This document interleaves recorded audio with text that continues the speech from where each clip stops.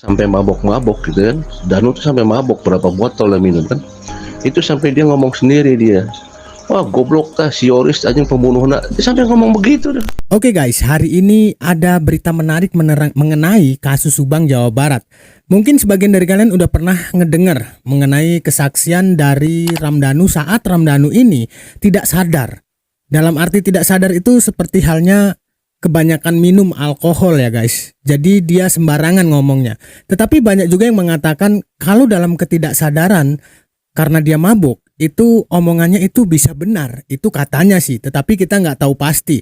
Nah, Ramdhanu ini dalam keadaan seperti itu, dia mengatakan bahwa dia menyebut seseorang pelaku dalam kasus Subang, Jawa Barat ini, tetapi bukan Pak Yosep Hidayah, bukan Ibu Mimin, bukan Arigi, dan juga bukan Abi yang Danu sebut, melainkan Yoris Raja Amalullah. Wow, ini menarik sekali. Bahkan banyak publik mengatakan memang benar Danu ini belum mengatakan sesungguhnya, belum jujur 100%. Mungkin di rekonstruksi kemarin itu benar kejadiannya seperti itu. Tetapi yang membuat tidak benar itu apakah pelaku-pelakunya itu adalah mereka yang saat ini dijadikan tersangka. So guys, sebelum kita melanjutkan ke topiknya, untuk mensupport channel ini silahkan subscribe, like, dan juga share, lalu nyalakan notifikasi loncengnya supaya kalian gak ketinggalan setiap aku upload video baru.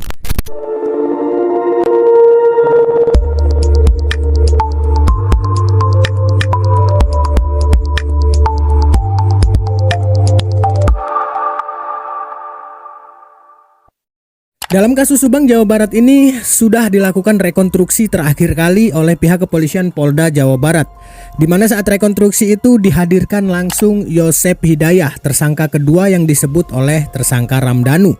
Yosep Hidayah ini tidak lain, kita semua tahu tentu dia kepala keluarga, istri sah korban, dan sekaligus ayah kandung korban, yang begitu tega kalau memang kebenarannya dia melakukan tindak pembunuhan terhadap istri dan anak kandungnya. Di mana rekonstruksi itu mengatakan bahwa Yosep Hidayah membopong almarhumah Amalia Mustika Ratu melalui pintu depan rumah TKP. Sedangkan mobil Alphard yang menjadi bukti otentik itu sudah diputar balik. Dan di sini juga banyak kejanggalan kenapa mobil Alphard tersebut diputar balik. Hal ini kemungkinan untuk agar tidak terlihat oleh pengguna jalan yang melintas ketika mereka memasukkan ke dalam bagasi. Tetapi faktanya ternyata korban Amel ini dibopong ayahnya sendiri lewat pintu depan. Dan untuk apa mobil itu diputar balik? Itu banyak pertanyaan seperti itu.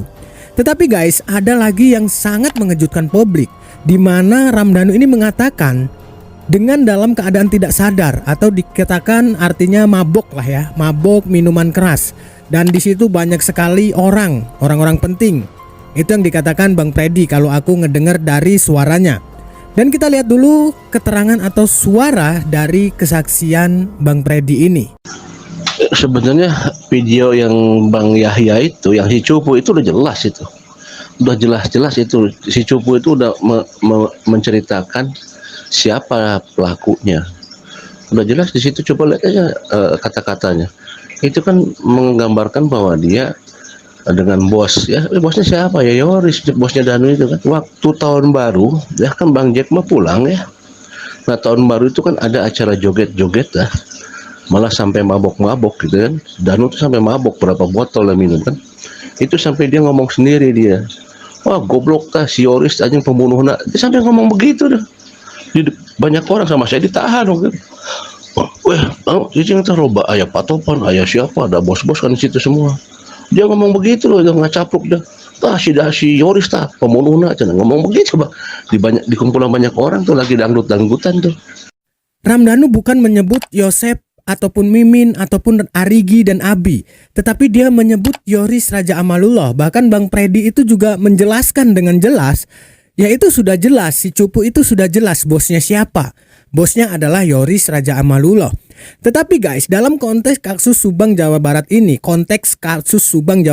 maksudku, Yoris Raja Amalullah ini tidak ada sama sekali jejak di lokasi tempat kejadian perkara dan bahkan di lokasi-lokasi lain di TKP. Sehingga pihak kepolisian Polda Jawa Barat ini juga masih terus menyelidiki mengenai Yoris Raja Amalullah. Apakah dia ada keterlibatan dalam pembunuhan ini ataukah tidak? Kalaupun memang itu benar pernyataan Danu itu seperti itu, bisa saja kemungkinan jangan-jangan Yoris juga terlibat dalam kasus ini. Yang artinya memang banyak juga yang mengatakan kalau orang sudah mabuk itu omongannya benar. Dan ada juga sebagian yang mengatakan kalau orang mabuk itu ngelintur omongannya, jadi nggak jelas atau ngarang cerita. Dalam rekonstruksi kemarin, apakah Danu ini mengarang cerita atau sudah jujur 100%?